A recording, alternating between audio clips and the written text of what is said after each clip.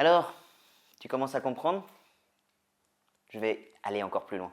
Salut, Major Mouvement ici. Et aujourd'hui, on va voir quelque chose que je rencontre très souvent, une nouvelle idée reçue. L'étirement du dos. Je reçois toujours des patients qui viennent me dire « Je ne comprends pas, je fais tout ce qu'il faut pour mon dos, mais je continue à avoir mal. » Je leur dis « Ok, très bien, qu'est-ce que vous faites ?»« Ah bah je m'étire systématiquement le dos après le sport. » Et là, ils me sortent toujours les 3 ou 4 mêmes trucs. À savoir, ah bah moi quand j'ai fini mon sport, quand j'ai fini après courir, j'étire mes ischios. Alors déjà là, on est au niveau des adducteurs. Ou j'étire mes ischios, là je suis au niveau des muscles lombaires. Ensuite, ils viennent me dire, j'étire mon dos. Ou alors variante, j'étire mon dos. Et même ils viennent chercher là, j'étire mon dos. Et ils me disent, ah oui, le dernier, c'est l'étirement du piriforme. Et voilà, j'étire mon dos. Je suis sûr que ces 4 étirements-là, ça vous parle, que vous dites, oui, ben moi aussi je l'ai fait, et alors quel est le problème? Oui, j'étire mon dos.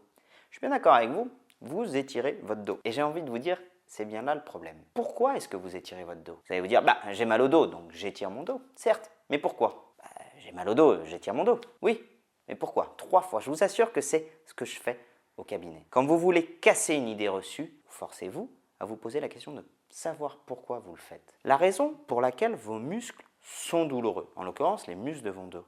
Je vous l'ai expliqué tout au long de la semaine, pour la plupart des cas, c'est parce que votre centre de gravité se trouve devant.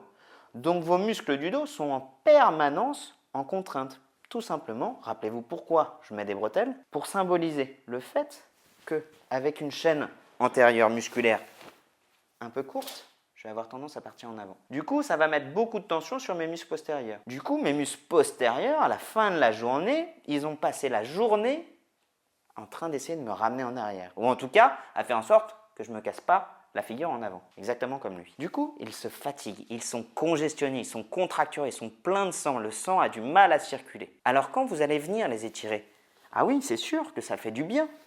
Vous allez ramener un peu de sang, vous allez ramener un peu de mobilité et c'est très bien. Mais vous êtes en train de régler la conséquence et non pas la cause. En étirant vos muscles, vous êtes en train d'étirer les seuls muscles qui essaient de vous ramener en arrière.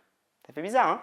Là, ce qu'il vous faut, c'est pas seulement étirer le dos. Au contraire, vous devez renforcer votre dos et étirer les muscles qui sont devant. Du coup, vous pouvez continuer à étirer votre dos, mais gardez en tête que la seule chose que vous faites par rapport à ça, vous ne soignez pas votre dos, vous soignez les conséquences. Donc, quand vous étirez votre dos, toujours, et encore, et encore, et encore, en flexion, vous faites 4 fois le même étirement. Et voilà. Un peu d'extension, un peu d'inclinaison, la rotation, excuse-moi. Et voilà. Votre dos, il bouge dans 3 dimensions. Alors vous devez l'étirer dans au moins 6 directions. 3 dimensions, 6 directions. Et pas une seule direction. Vous pouvez regarder la vidéo encore une fois si vous avez du mal à comprendre. N'hésitez pas à partager, à mettre des commentaires. Je sais que pas mal d'entre vous ne vont pas apprécier parce que vous faites ça depuis des années. Mais justement, et si on essayait de changer les choses? Alors, on en reparle la prochaine fois. À bientôt.